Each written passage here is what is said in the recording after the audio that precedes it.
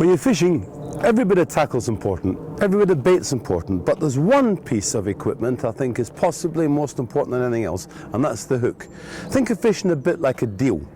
You've got the fish in your swim, you've fed them right, but to clinch the deal, to make it all worthwhile, a fish has to pick up your bait with the hook in it, you have to strike, hook the fish, and then the hook has to get the fish that you've caught to the bank safely and into your net.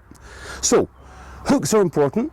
How do we make a start picking the right one? If we don't get the right one, remember, that deal won't be made. We're here at the fabulous Apollo Angling Centre at Marsh Farm to take a look at picking the right hook and getting the right hook for the job. So let's go inside and take a look. Alright, I'm standing in front of a range of hooks. Now I've got my arms stretched out like this, not to take off in some kind of flight, but to show you the range, the diversity of hooks a good tackle shop's got. Now the problem, I think, for anyone starting fishing or even anyone learning and progressing in fishing is, how do you make sense of this choice? How do you actually pick the right hook for the right bait at the right time of year for the right fish that's going to do what I said before, going to seal that deal, get the fish to pick up your bait with a hook in it, and get the fish safely to the bank? Well, what we're going to do today in this first little video is we're going to look at the anatomy of a hook. We're going to try to break down the parts of a hook and explain to you how to make sense of all of this.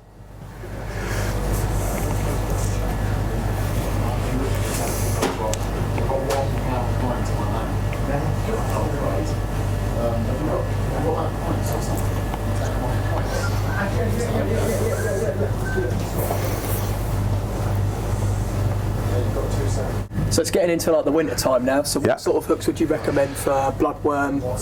Pinkies, yeah, squats, small baits, like delicate fishing. Yeah. But there's a couple of patterns here that personally I would pick. One is this, it's a census hook, it's the 3530, very popular on the continent. Okay. It's got a very narrow gape, so Yeah. if you're fishing with a small bait, it's just going to sit in that gape, and it's got a long shank.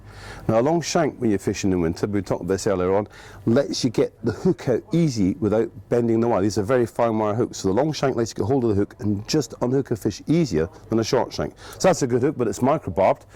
In a barbless sort of pattern, something a bit more, I definitely recommend these. These are Gamma Greens, very popular here. Yeah. Very, very, very fine hook. And again, they've got a slightly wider gape, but they've still got that gape that will hold the bait still. Yeah. And the shank's quite long, so once again you get hold of the hook and get out. So these are two good patterns for single pinky, double bloodworm, winter fishing when it's really, really hard. Nice farm out, very light, so as a fish when it picks up feels no resistance. So there we go. A couple of recommendations there. Remember, we're sponsored by nobody, we're just telling you facts. So let's say I'm going to a carp venue, and I need maybe some slightly bigger hooks, maybe somewhere like Broadwater, Gold Valley and places like that. Okay, you're looking to catch, let's deal with trying to catch some carp in the pool first. So I do a lot of pool fishing at Broadwater for them big carp. And one hook I find never lets me down is this. It's a Gamma Power hook.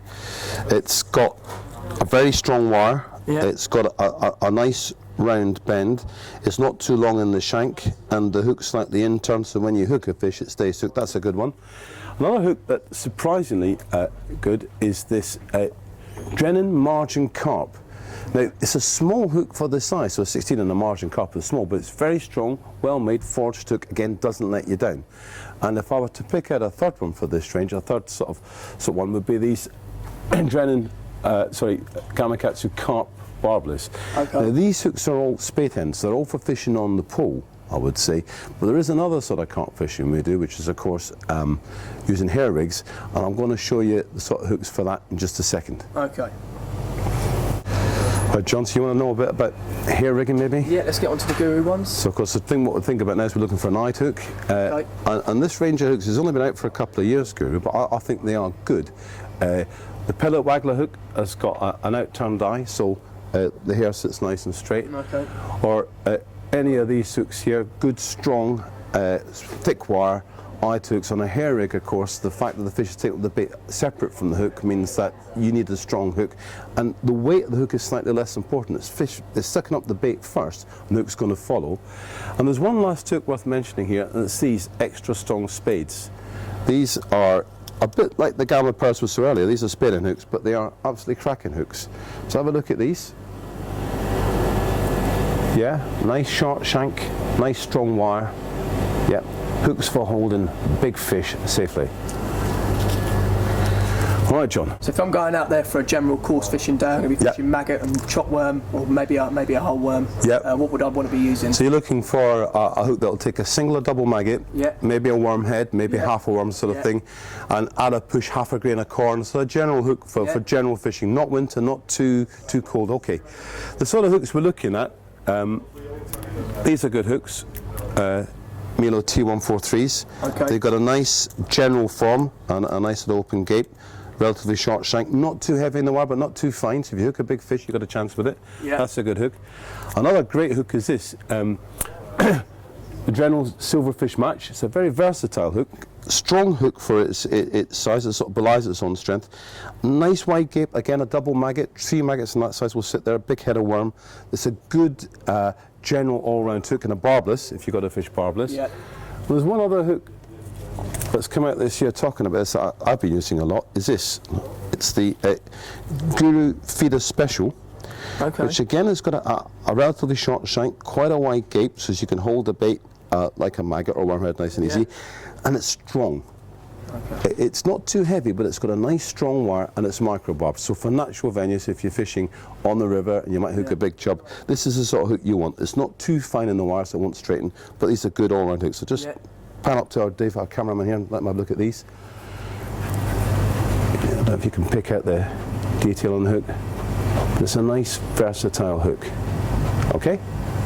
If I was going out there pellet fishing on a nice warm day perhaps, what sort of hook would you recommend for out there? Well, of course, you've got to think about a pellet. If you're going to use an expander pellet, you've got a soft bait that you want to roll onto a hook.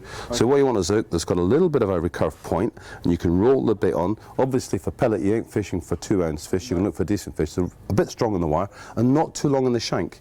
You want to have the bait just sitting there with the fish seeing the pellet, not the shank of the hook. Now, one popular pattern is this, the Tubertini Series 808. It's it's not really a carp hook as such, but a general sort of bream tench pellet hook. It's got a nice open shank. The pellet can sit, the pellet can sit in the gape there. So it's a very popular all-round pellet hook. Okay. Is there any Drennan hook or anything like that that's going to do the job? Yeah, I think Drennan have done a great job with these hooks. These are barbless wide gape carp pellet. They've also got a silverfish pellet, which is slightly lighter in the wire. Yeah. But these are the perfect, if you wish, pellet shape. Again, they've got that big gape, so as the pellet can just sit there. The bend slightly in turn, so it just holds it, and a nice short shank. Yeah, okay. So this has got a reasonably strong wire, so you get away with catching carp in this. Whereas a silverfish pellet, probably better suited to tench and bream, crucian carp. For here, for example, for Marsh Farm, absolutely perfect. Okay. Pellet, yeah? Wicked. Good, John. Wicked, wicked, yeah.